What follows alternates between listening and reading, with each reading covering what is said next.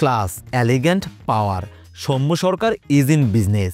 Vintage Soumya Sarkar ad is best. Soumya Sarkar bat চালাচ্ছেন আর সেগুলো চোখের প্রশান্তি হয়ে আছড়ে পড়ছে বাউন্ডারির বাইরে। এমন সৌম্য সরকারকেই তো বারবার দরকার। অথচ কে বলবে এই ছেলেটি কদিন আগে বাদ পড়েছিলেন দেশের ঘরোয়া ক্রিকেট থেকে? কে বলবে এই ছেলেটি গত কয়েক বিপিএল এ ঠিকঠাক একাদশের সুযোগই পান না? কে বলবে এই সৌম্যেরই সবাই শেষ দেখে ফেলেছিলেন?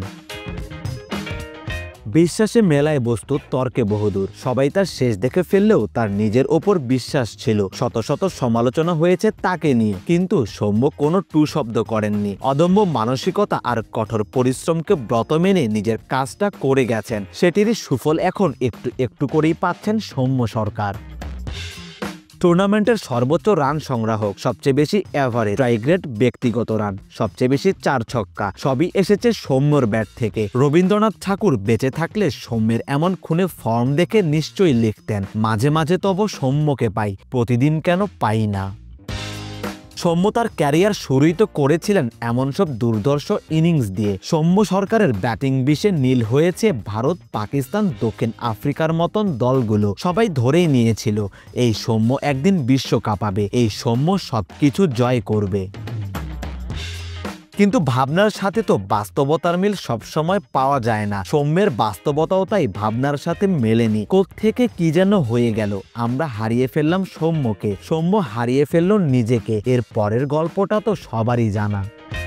গল্পটা সবারই জানা হলেও সেই গল্পের লেখক যতটা না সৌম্য, তার চেয়ে কোনো অংশে কম নয় বাংলাদেশ ক্রিকেট বোর্ড। বরং পুরো দায়টা যদি বিসিবির ওপর দেয়া হয় তাতেও খুব একটা বাড়াবাড়ি হয় না।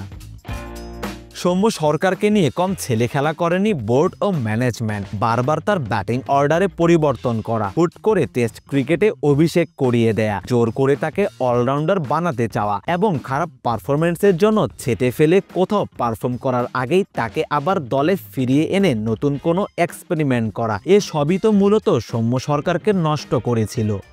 তবে আশার কথা সৌম্য বুঝেছেন এভাবে তিনি বেশি দূর আগাতে পারবেন না। তাই তো তিনি নিজের প্রসেসে মনোনিবেশ করেছেন, নিজেকে ফিরে পাবার ক্ষুধাটা নিজের মধ্যে পুষে রেখেছেন, নিজেকে হারিয়ে যেতে দেননি সাব্বির নাসিরদের মতো। তাই তো সৌম্য সরকার বিদেশি লিগে গিয়ে টুর্নামেন্ট সেরা হওয়া পারফরমেন্স করছেন।